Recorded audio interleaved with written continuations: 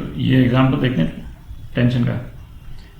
ठीक है, दो बॉडीज़ हैं और एक स्ट्रिंग से कनेक्टेड हैं, दोनों का मास दे रखा है और ये कोएफिशिएंट ऑफ फ्रिक्शन ये बॉडी M2 और जो इसका सरफेस है कि नहीं इसके बीच में दे रखा है। ये जो है ये म्यू 0.2 है।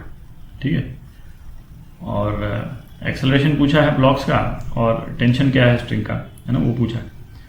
तो अब इसमें जैसे स्ट्रिंग में एक तो टेंशन यूनिफॉर्म रहेगा, तो हम स्ट्रिंग का टेंशन जो है ना उसको T बोल देते हैं। ठीक है, अब आया डायरेक्शन की बात। तो ये तो अपन ने देखा कि स्ट्रिंग जो है वो दोनों तरफ खींचती है। यहां पे जो है वो स्ट्रिंग इस तरफ खींचेगी टेंशन T, और यहां पे स्ट्रिंग जो है वो इस तरफ खींचेगी टेंशन T। अब M1 और M2 का फ्री बॉडी डायग्राम बना लेते हैं। तो ये तो M1 हो गया। ठीक है, तो इसमें जो नीचे का डायरेक्शन है, किसी भी एक डायरेक्शन को हम पॉजिटिव ले सकते हैं। तो इस केस में हम जो नीचे का डायरेक्शन है उसको पॉजिटिव ले रहे हैं, तो ग्रेविटी जो है वो पॉजिटिव हो जाएगी। ठीक है, तो M1 पे जो फोर्स एक्ट कर रहे हैं, एक तो ग्रेविटेशनल फोर्स mg एक्ट कर रहा है। ठीक है, और एक जो है ऊपर की तरफ टेंशन एक्ट कर रहा है, और M1 जो है वो नीचे की तरफ ही स्लाइड करेगा, है ना, ऊपर तो जा नहीं सकता, ये तो नीचे की तरफ ही स्लाइड करेगा। तो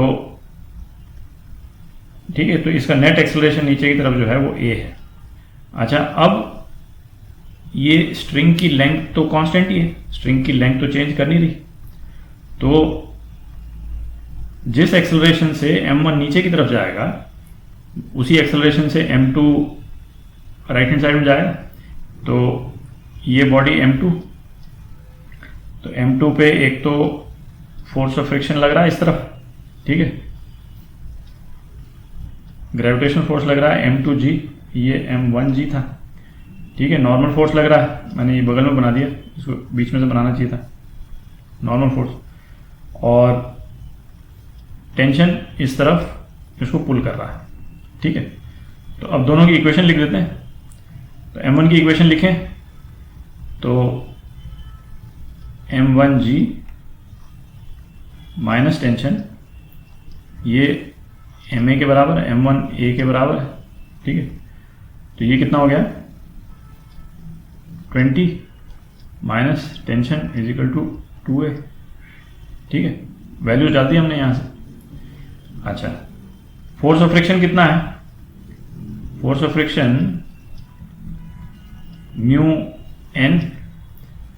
अच्छा, और n कितना है M2G। इस केस में चूंकि वर्टिकल डायरेक्शन में कोई एक्सेलरेशन नहीं है M2 का, तो इसलिए जो है वो नॉर्मल फोर्स M2G के बराबर है, म्यू M2G। तो कितना हो गया 0.2 इंटू 40, 8 न्यूटन हो गया। ठीक है, तो इसकी इक्वेशन हम लिखेंगे।